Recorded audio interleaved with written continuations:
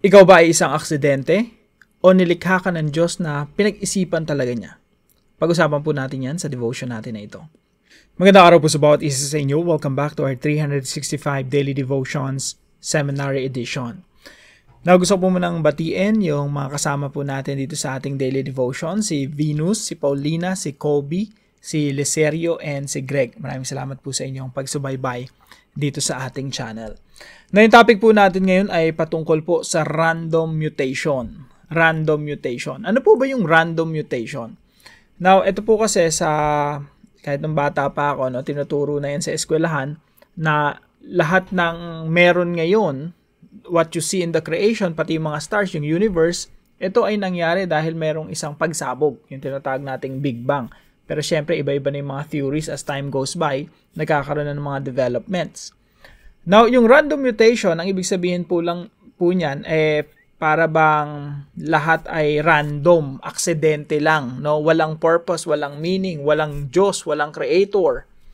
Kasi po sa science, quote-unquote science na hindi naman totoong science, ang totoong science kasi, mga kapatid, nire-recognize yung Diyos. Kasi when you look at the creation, when you look at the world, nilikha talaga to ng Diyos. Kaya yung totoong science, yun yung naniniwala sa Diyos. Kapag yung science ay hindi naniniwala sa Diyos, nangangahulugan lang na hindi science yan, kasi hindi yan totoo. So, ako po convinced ako no, magkakamali ka ng interpretation mo sa mundo if you don't believe in God. Kagaya nito, random mutation. Ibig sabihin, everything is random. May sumabog lang, nag-exist tayo ngayon because of random, no?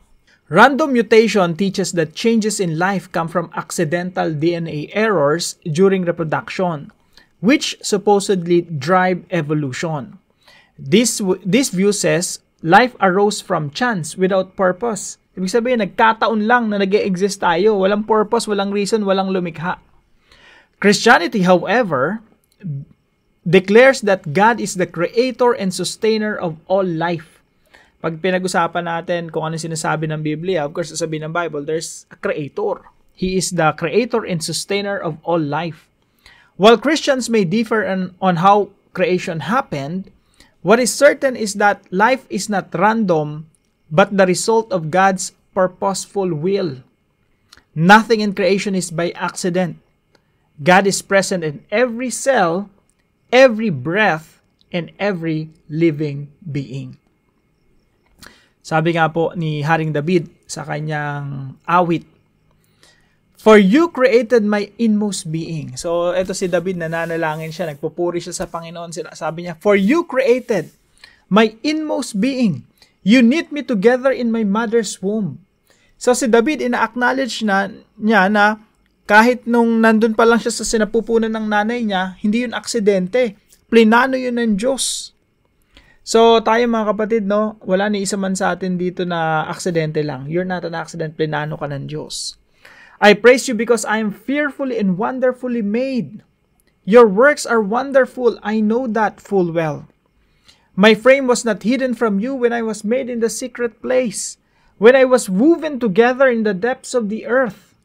Your eyes saw my unformed body. All the days ordained for me were written in your book before one of them came to be." Sa Tagalog po, basahin ko na lang po yung verse 13. Kilala niyo ako, Panginoon, dahil kayo ang lumikha sa akin. Kayo ang humugi sa akin sa sinapupunan ng aking ina. That means you're not random. Ikaw po, tayo pong lahat dito ay nilikha ng Diyos, pinag-isipan talaga ng Diyos. So, ito po yung ating teaching ngayong araw. Number 1, you are not an accident. Kung walang Diyos at lahat ng meron sa universe ay nanggaling lang sa isang pagsabog, no? Yung Big Bang. At wala talagang lumikha, everything is just matter. Wala po talagang meaning ang buhay. Aksidente lang. Alam niyo po yung dice, pag inagis mo yung dice, ano lang naman yun, lalabas lang naman doon, 6 6 na number lang, 1, 2, 3, 4, 5, 6.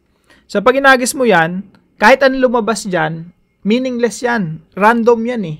Walang purpose yan, basta chance lang yan, based on chance.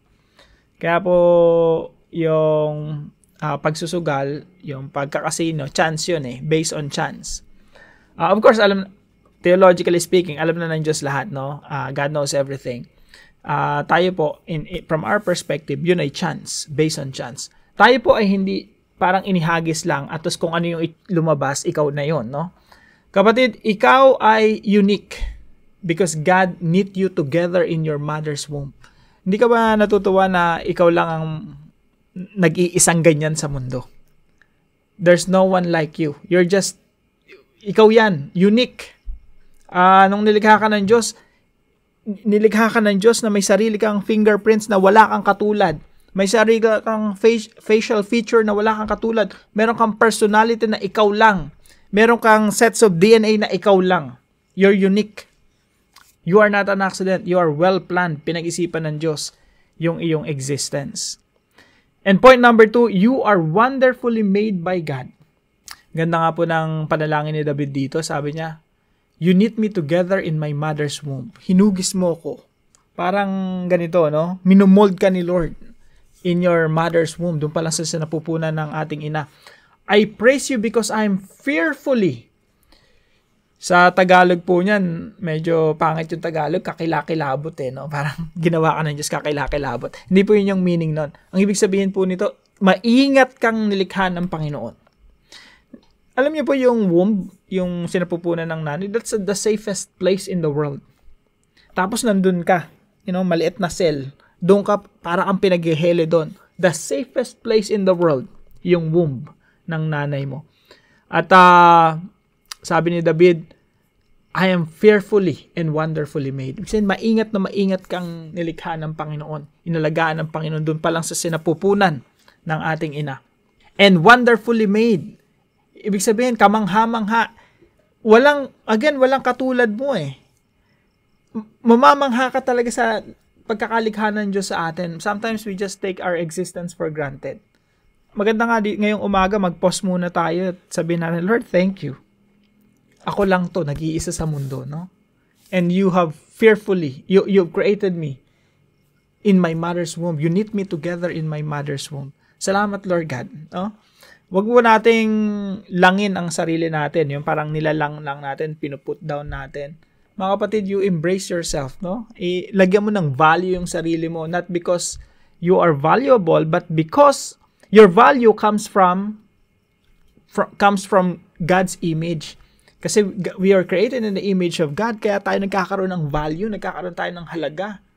So point number 3, you are designed for God's glory.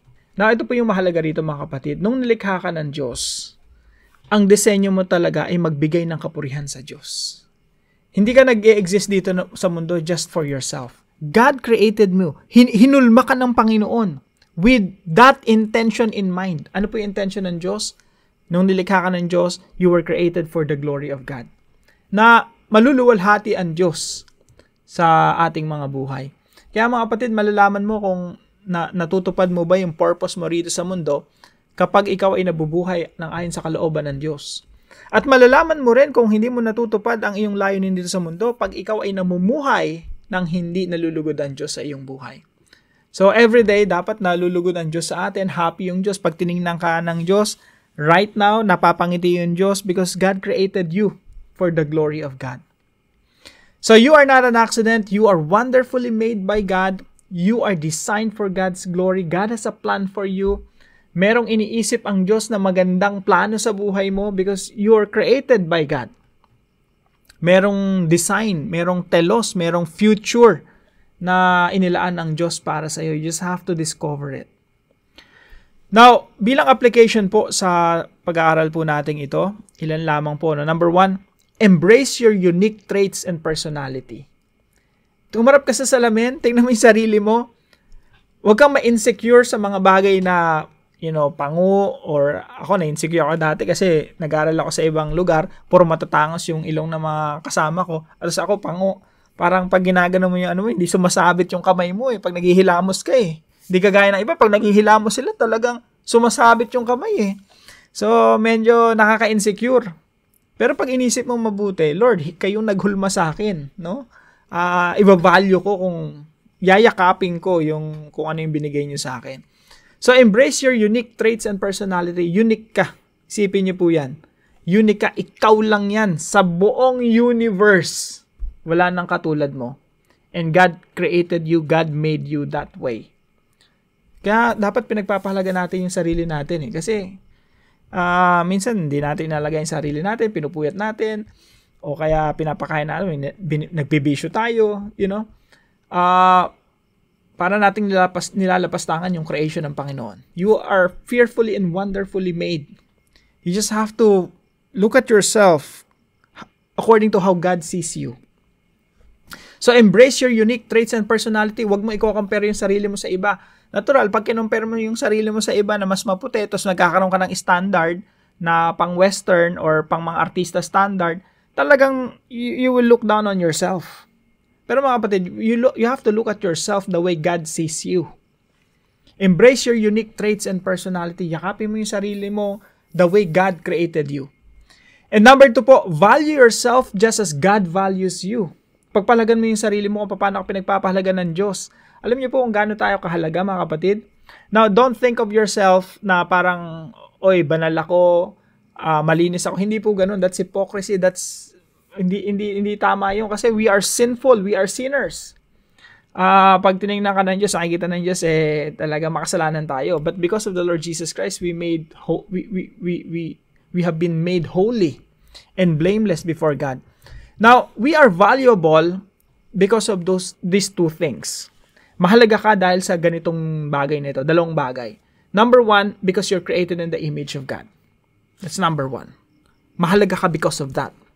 Pangalawa, mahalaga ka kasi tinubos ka ng dugo ng ating Panginoong Jesucristo. Hindi mo pwedeng i-look down yung isang tao na tinubos ng dugo ng ating Panginoong Jesucristo. Therefore, you're valuable by virtue of creation. God created you in His image. And you are valuable because of redemption. God redeemed you by His own blood. Sabi nga ni Peter, hindi ka tinubos ng Diyos sa pamamagitan lang ng pilak at ginto. Ibig sabihin, you cannot put monetary value. Hindi mo pwedeng tumbasan lang ng pera yung katauhan mo. Hindi ka mabibili ng pera kasi wala ang katumbas. Bakit? Ang pinatubos sa'yo ng Panginoong Jesucristo, sarili niyang dugo. That's how valuable you are. Hindi ka pwedeng tumbasan ng ginto at pilak. Pero marami po nabibili ng pera, no? Sa mga kapatid, wala kang presyo, no? Kung paano ang dugo ng Panginoong Jesucristo priceless, you are also priceless. So value yourself just as God values you.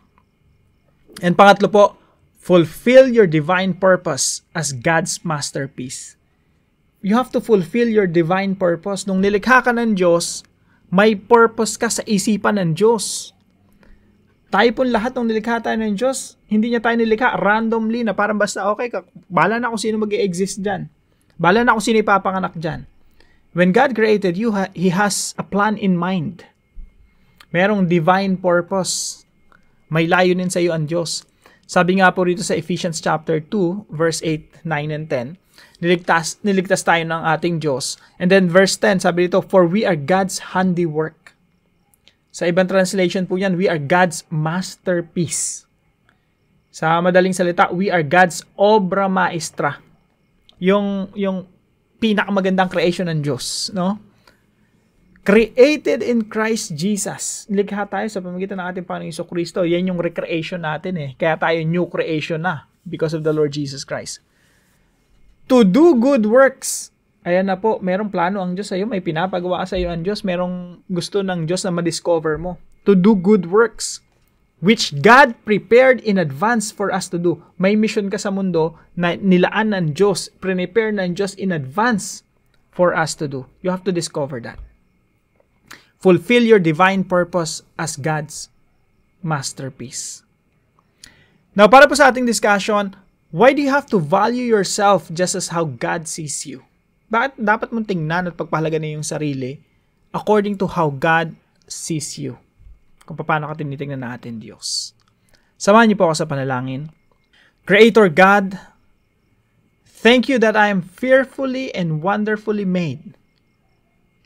Not by chance, but by your loving hands. Your design is written into every part of creation. From the stars in the sky to the cells in my body. Help me to stand firm against the belief that life is random or meaningless. Teach me to live with purpose, knowing you form me with the intention and care. May my heart rejoice in your wisdom and my life reflect your glory. In Jesus' name I pray. Amen and amen.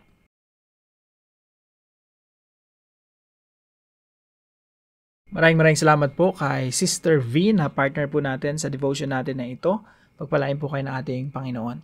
Now, kung kayo po ay manatutunan sa devotion natin na ito, ipalam nyo lang po sa comment section right below this video. And please don't forget to share this devotion to your family and friends. Pagpalain po kayo ng ating Panginoon. See you po tomorrow 5 a.m. dito sa ating daily devotions.